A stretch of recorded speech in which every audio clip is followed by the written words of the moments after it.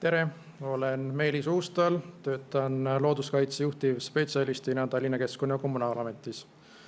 Ja plaanin siis põgusalt tutvustada seda, et mis seis meil siis elurikkusega Tallinnas on, nii palju kui seda siis praeguseks teada on, ja veel rohkem ma räägiks sellest, et mis on need lähiaastate plaanid. Kui vaadata Tallinna rohealade, ametlike rohealade kaarti, siis näeb ta välja midagi sellist, aga tegelikult võib öelda, et Tallinn on äärmiselt elurikas linn, sest seda elurikkust jagub nii nendele ametlikele rohealadele kui ka siis nendele roheala välistele aladele, hoonestatud aladele. Et seda tabelit ei hakka vast pikalt ette lugema, et siin ma olen aastate jooksul püüdnud endal kuidagi seda üldist liikide nimestikku silme ees hoida ja seepärast on tegemist ka hinnangulise liikide arvuga erinevate liigirühmade lõikes, sest kindlasti võib siin olla veel osasid andmeid puudu ja võib-olla ka vigu sees. Aga üldiselt nagu näha, siis kui vaadata näiteks osakaalu Eesti liikidest, siis need reeglina ikkagi on üle poole, mis ühe 160 ruutkilomeetri suuruse linna kohta võiks olla ikkagi päris hea tulemus. Ja päris palju on ka Tallinnas endiselt esindatud kaitsealused liigid, sealhulgas ka sellised liigid, kellele pööratakse rohkem tähelepanu ka üleeuroopalisel tasandil, ehk siis loodusdirektiivi ja linnudirektiivi liigid. Kui vaadata konkreetselt siis neid kaitstavaid alasid ja rohealasid, siis neid on meil kokku kuskil 3000 hektarit, natukene on siin nende alade vahel ka paratamatut kattuvust.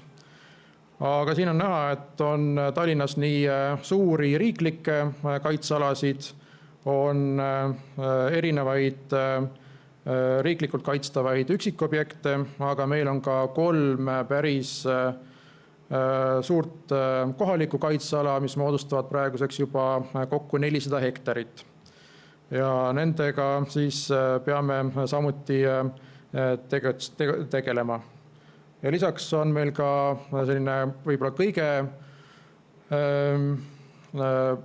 sellise madalama kaitse all, aga siiski kaitse all olevad rohealad on need, mis on siis üldplaneeringuga määratud, erinevad pargid, haljasalad ja muud taolised.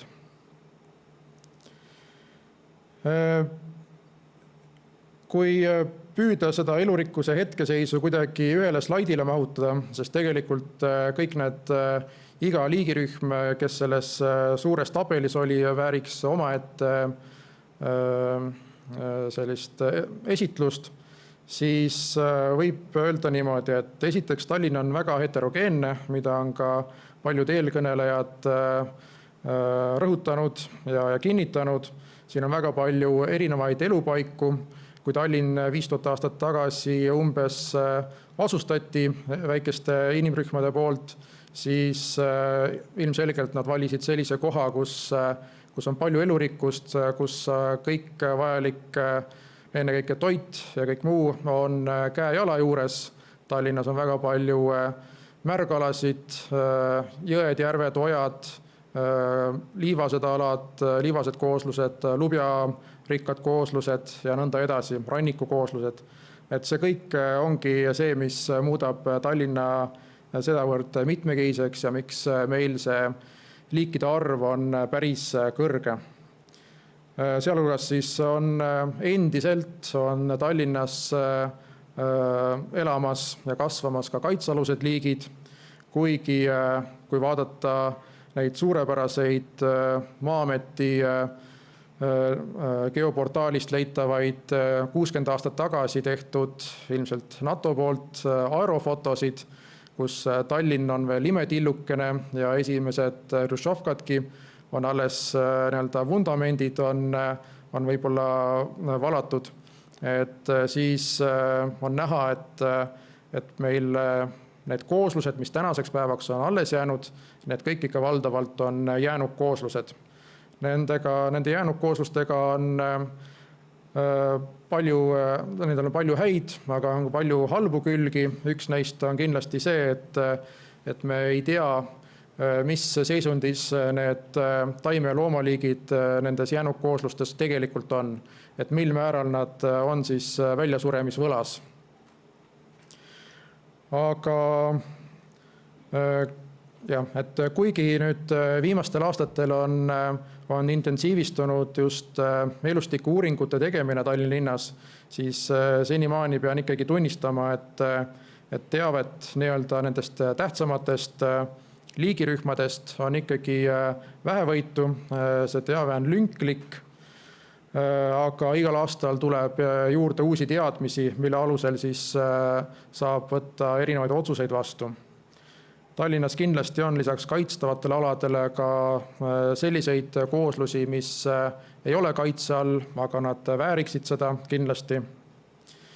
Ja kindlasti on Tallinnas ka selliseid alasid kümneid, 100 hektarit, mis vajaksid teistsugust hooldust kui see, mis senimaani on toimunud või mis senimaani on osutunud justkui rahuldavaks.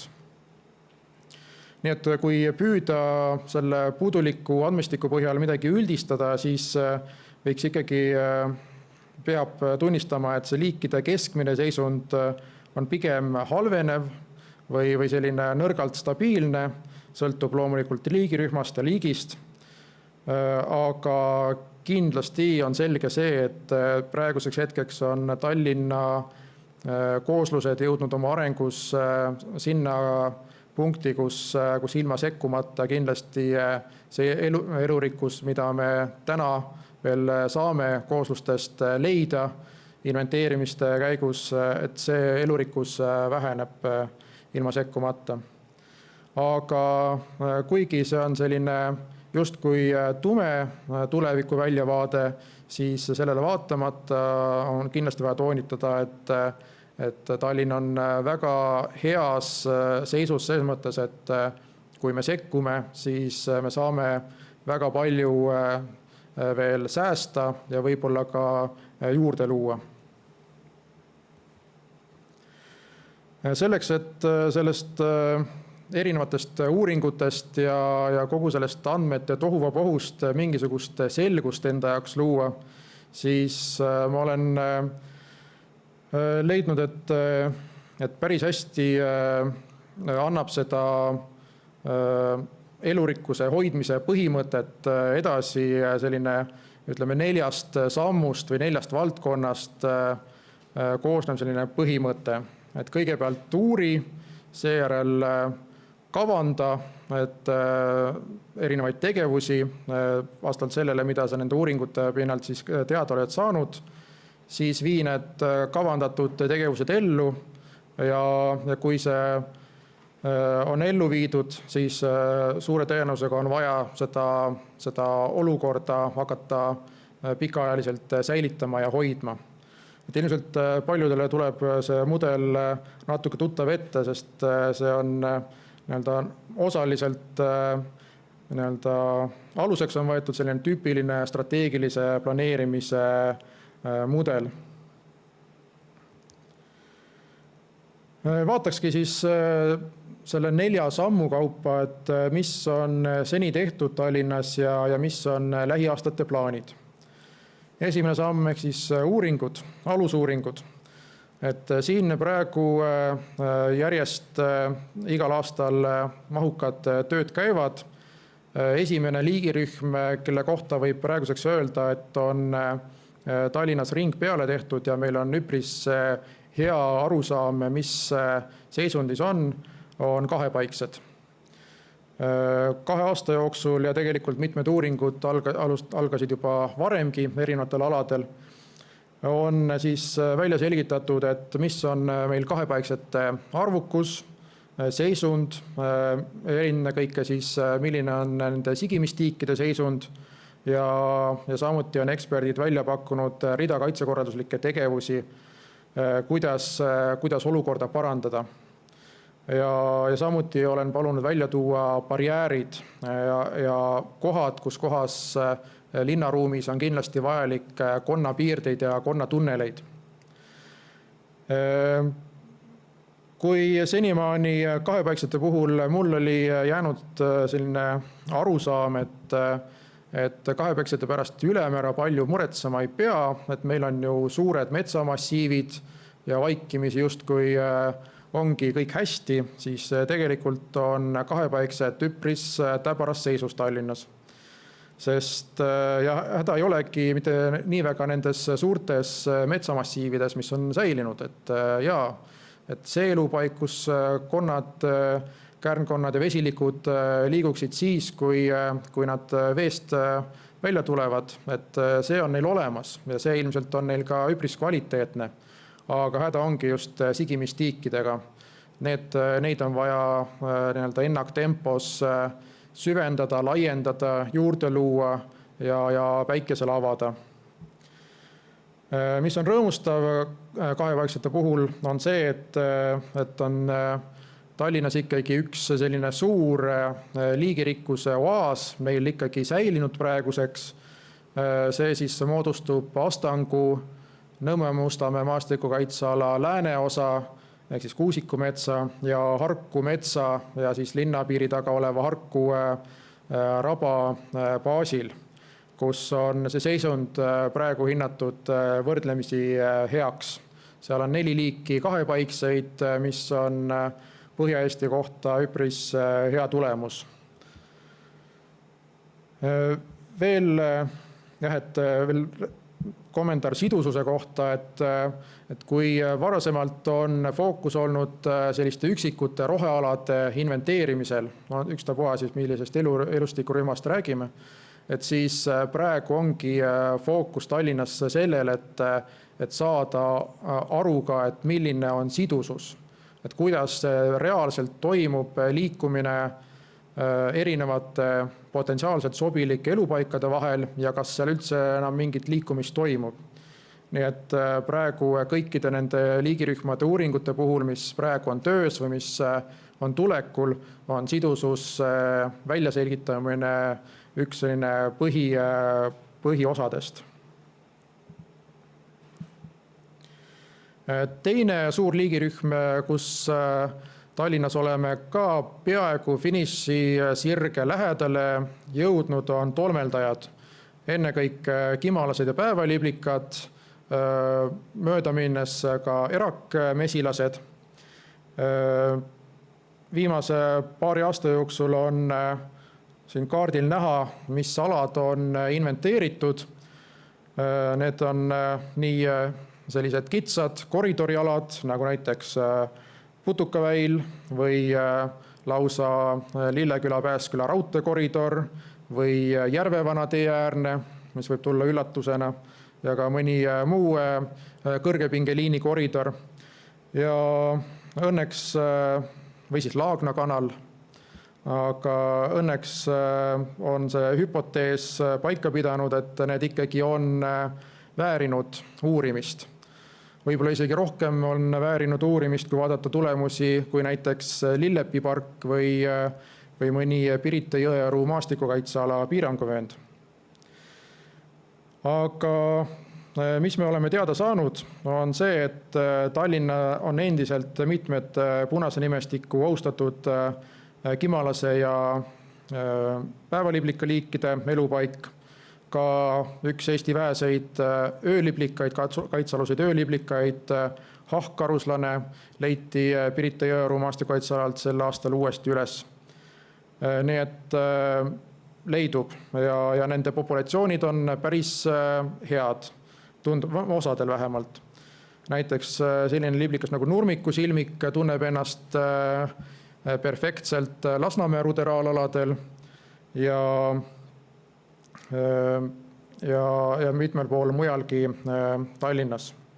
Liigirikkamad alad just liblikate seisukohast on siin kaardil näha. Praegu on esirinnas on Pääsküla raba koos Männiku liivikutega, 53 liiki. Lähiaastatel lisanduvad järgmised alusuuringud, linnud, taimkate, imetajad, nahkhiired ja nii edasi, nii edasi. Kavade ja eeluuringute osas on heaks toeks arengustrateegia Tallinn 2035, mis on kehtestatud, ja ka Tallinna pikaajaline kliimakava, kus samuti mõlemas dokumendis on elurikkus adekvaatselt sees. Praegu on valminud Paljassaare rannaniidu taastamisvõimaluste uuring ja taastamine seal ka toimub. Tänavu valmis Tiskre rannaniidu taastamisvõimaluste uuring ja lõpusirgel on kohe-kohe saab vastu võtta ka Pääsküla raba veerežiimi muutmisvõimaluste uuringu. Ja mõni aasta tagasi valmis ka Paevälja Alvari koosluste ümberasustamise uuring Tallinna haigla territooriumilt kaitsealuste taimeliikide ümberasustamiseks.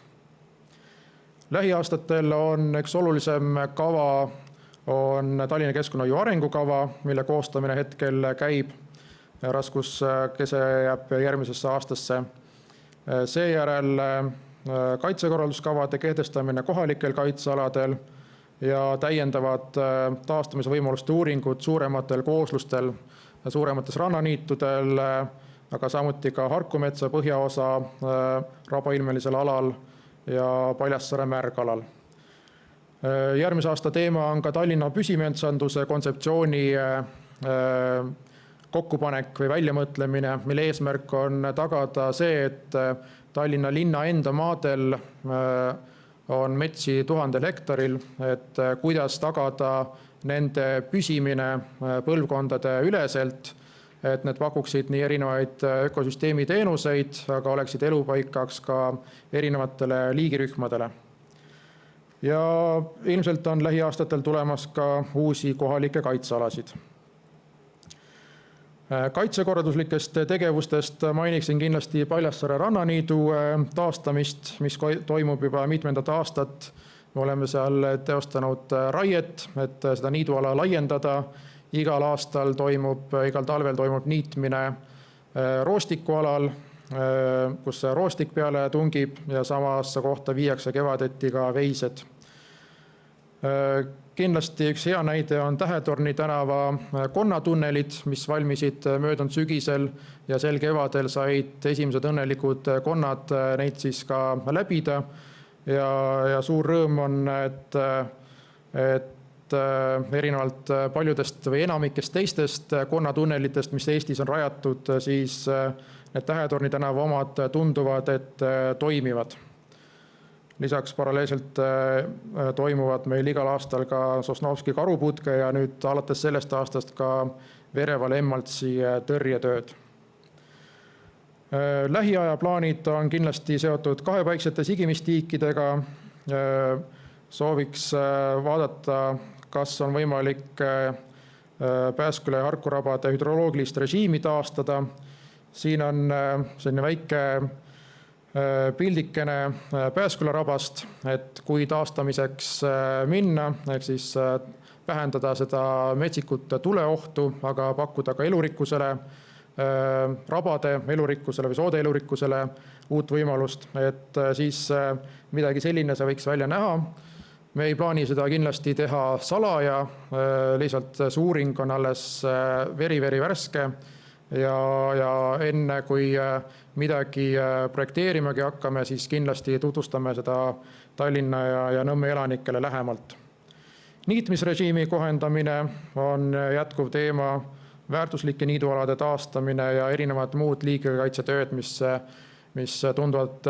tulenevad siis erinevatest uuringutest ja nende tulemustest.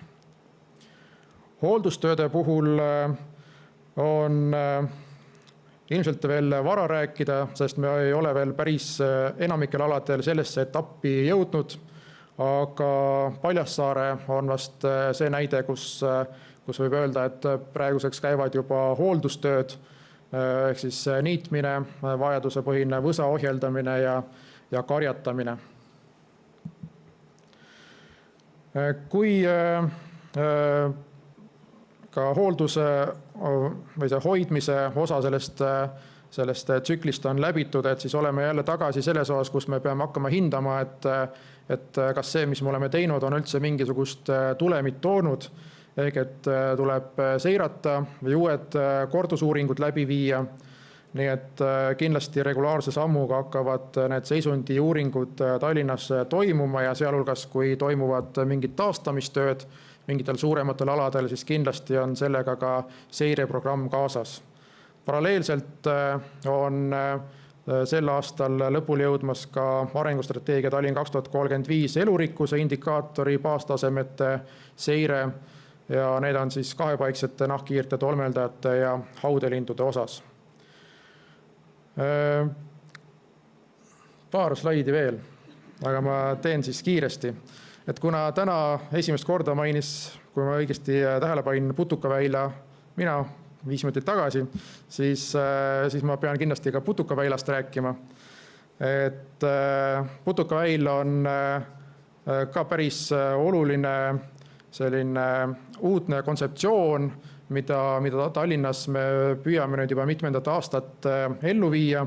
Tegemist on üle 13 kilomeetri pikkuse lineaarpargiga, mis ühendab 6 linnaosa ja kulgeb mööda vana raudteetammi ja endist või varsti endist kõrgepingeliini alust.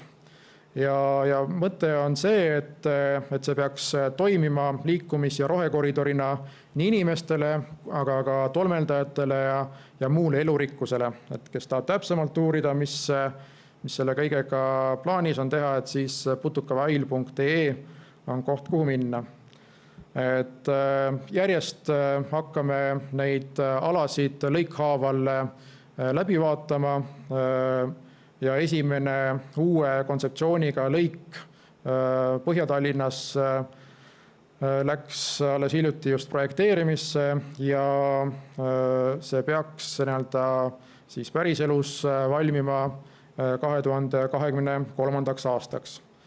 Ja kõikidele tolmeldaja sõpradele eelinfoks, et järgmise aasta esimeses pooles valmib selle Putukaväila projekti raames ka tolmeldajasõbralike taimede haljastuskataloog või veebirakendus, kus siis saab igaüks valida üpris sarnaselt, nagu lähed kuhugi puukooli lehele, kus saad püsikuid ja puid ja põõsaid valida erinevate tunnuste järgi, siis üpris sama asja tolmeldaja infoga juures siis püüame teha meie selle Putukaväila projekti raames. Putukaväil on enamat kui ainult putukad, et siin on lihtsalt väike ülevaade sellest, et mis kõik toimunud on. Veel enne, kui me selle Putukaväilaga üldse julgesime koppa maasse panna, et siis toimusid seal ka elustiku uuringud, tolmeldajad ja taimestik ja need lõigud, kus selgus, et see tolmeldajate mitmekesisus on äärmiselt madal, siis seal oleme teinud väikeseid sekkumisi, näiteks Eitajate tee ääres on rajatud nüüd lilleniit ja Putukaväila ääres on mitmeid mesilaspeenraid nüüd sel aastal valminud ja järgmisel aastal tuleb ehk mõni juurdegi. Nii, aga saingi vist ühele poole. Aitäh!